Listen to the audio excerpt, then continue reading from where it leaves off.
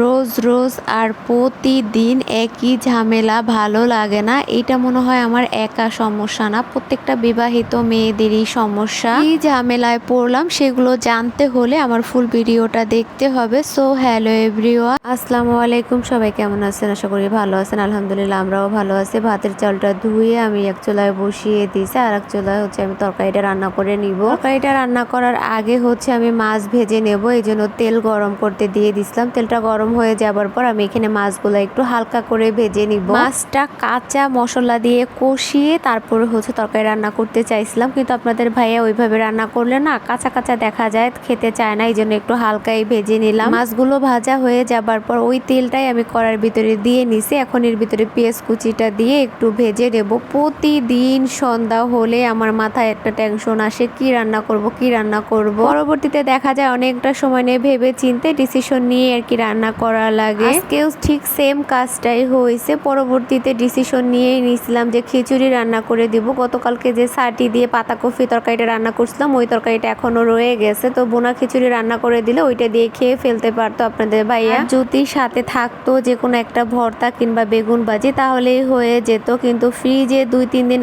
আগে এনে রাখা পটল ছিল, ওইগুলো যদি আমি আজকের ভিতরে রান্না না করে ফেলি, এমনিতেও পটল বেশি দিন রাখা যায় না। তাছাড়া 2-3 দিন যদি একটা না ফ্রিজে রেখে দেওয়া হয়, পরবর্তীতে দেখা যায় আস্তে আস্তে ওটা শুকিয়ে পেকে যায়। এই জন্য ভাবলাম যে থাক, তাহলে আজকের খিচুড়ি রান্না করবো না, একটু কষ্ট হলেও পটল আর আলুর একটা ঝোল তরকারি রান্না করে ফেলি। ইলিশ মাছ দিই। ইলিশ মাছের পরিমাণটা খুবই কম ছিল, মাথা লেজ সহ 4 টুকরো মাছ ছিল, কিছুই করার নেই।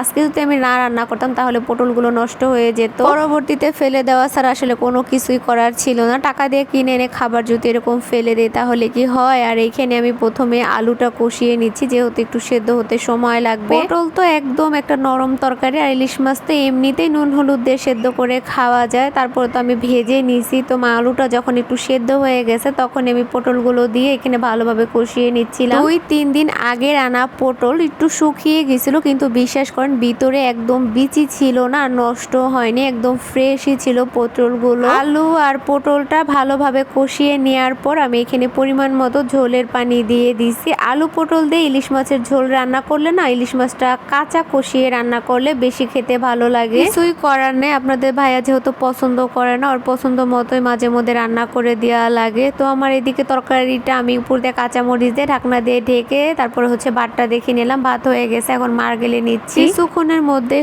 তরকারিটা বলক উঠে গেছে। এখন এর মধ্যে আমি মাছগুলো দিয়ে নিচ্ছি। মাছটা দিয়ে আমি ভালোভাবে একটু নেড়ে চেড়ে মাছগুলো সুন্দরভাবে বসিয়ে দিলাম। এখন আবার ঢাকনা দিয়ে ঢেকে রাখতেছি। পটলগুলো প্রায় সেদ্ধ হয়ে গেছে, আর কিছুক্ষণ বাকি আছে। তো আমি এটা পাশের চুলায় দিয়ে এই চুলায় আমি ডাল আর ভেন্ডি চচ্চড়ি করে নিব। এর আগে একদিন আমি ভেন্ডির ডাল রান্না করছিলাম, কিন্তু ডালটা অতিরিক্ত গলে গিয়েছিল, তেমন একটা খেতে ভালো লাগেনি। এই জন্য আজকে ডাল আর ভেন্ডি একসাথে কষিয়ে অল্প পরিমাণে পানি দিয়ে চচ্চড়ি করে রান্না করব। পেঁয়াজ মরিচটা পাশের চুলায় ভাজতে দিয়ে আমি এইদিকে তরকারিটা দেখতেছিলাম। পটলগুলো সেদ্ধ হয়ে গেছে, এখন একটু নেড়ে চেড়ে আমি ধনিয়া পাতা দিয়ে নামিয়ে নেব। আর লবণটাও দেখে নিচ্ছিলাম ঠিকঠাক আছে কিনা। মাছের পরিমাণটা খুব কম, তারপরও তরকারিটা না খেতে অনেক মজা হয়েছিল। আর ইলিশ মাছটা তেমন একটা বড়ও ছিল না, খুব ছোট সাইজেরই ছিল, তারপরও এত সুন্দর গ্রান আসতেছিল তরকারি থেকে। পুরোপুরি তরকারিটা হয়ে গেছে। আমি ধনিয়া পাতা দিয়ে কড়াইয়ের 4-5টা মুছে এখন তরকারি নামিয়ে নিচ্ছি। আর এই পাশের চুলা আমার ভেন্ডি ডালের মশলাটাও আমি কষিয়ে নিছি। এর মধ্যে আগে থেকে ধুয়ে রাখা মসুরির ডালগুলো মশলা কষানোর ভিতরে দিয়ে নিলাম। এখন এই কিছুক্ষণ ডালটা কষিয়ে এর ভিতরে